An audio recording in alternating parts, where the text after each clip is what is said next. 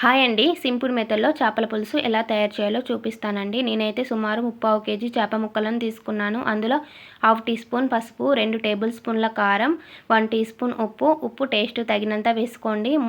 అప్పుడే దంచి పెట్టుకున్న అల్లము, మనం ముందుగానే చింతపండు రసం తీసి పెట్టుకోవాలి. తీసి పెట్టుకున్న చింతపండు రసంని మనం చేప ముక్కలలో వేసుకోవాలి. ఇలా వేసుకోవడం వలన చేప ముక్కలకు ఉప్పు కారం మంచిగా పడుతుంది. ఇలా కలిపి పెట్టుకున్న చేప ముక్కలను మనం 10 నిమిషాల పాటు పక్క పెట్టుకోవాలి. స్టవ్ మీద గిన్నె పెట్టుకొని 1 స్పూన్ ధనియాలు, కొన్ని మెంతులు, కొన్ని జీలకర్ర, ఒక 2 లవంగాలు, ఒక ఇలాచి, ఒక చెక్క వేసుకొని దూరగా వేయించుకోవాలి. మెంతులు అనేది ఎక్కువ వేసుకోవద్దండి, చేపల పులుసు చేదొస్తుంది. ఈ మసాలా అనేది మనం ఎలాంటి పులుసులోకైనా వాడుకోవచ్చు. ఇదే టైంలో మనం 2 మీడియం సైజ్ ఆనియన్ తీసుకొని పేస్ట్ చేసుకొని పెట్టుకోవాలి.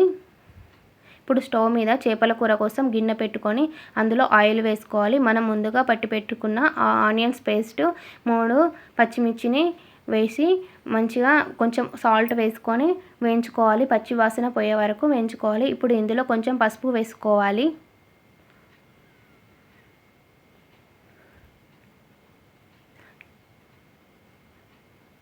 ఇప్పుడు పేస్ట్ వేగిన తర్వాత మనం కొంచెం కళ్యామాకు వేసుకోవాలి. మనం ముందుగానే నానబెట్టుకున్న చేప ముక్కలను ఇప్పుడు మనం ఇందులో వేసుకోవాలి.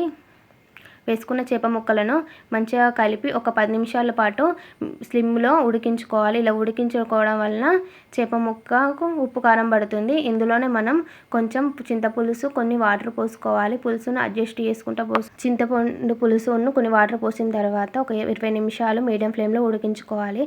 మనం ముందుగా మిక్సీ పట్టి పెట్టుకున్న ధనియాల పొడి, కొత్తిమీర వేసి ఒక 5 నిమిషాలు సిమ్లో పెట్టుకొని ఉడికించుకుంటే టేస్టీ చేపల పులుసు రెడీ అండి.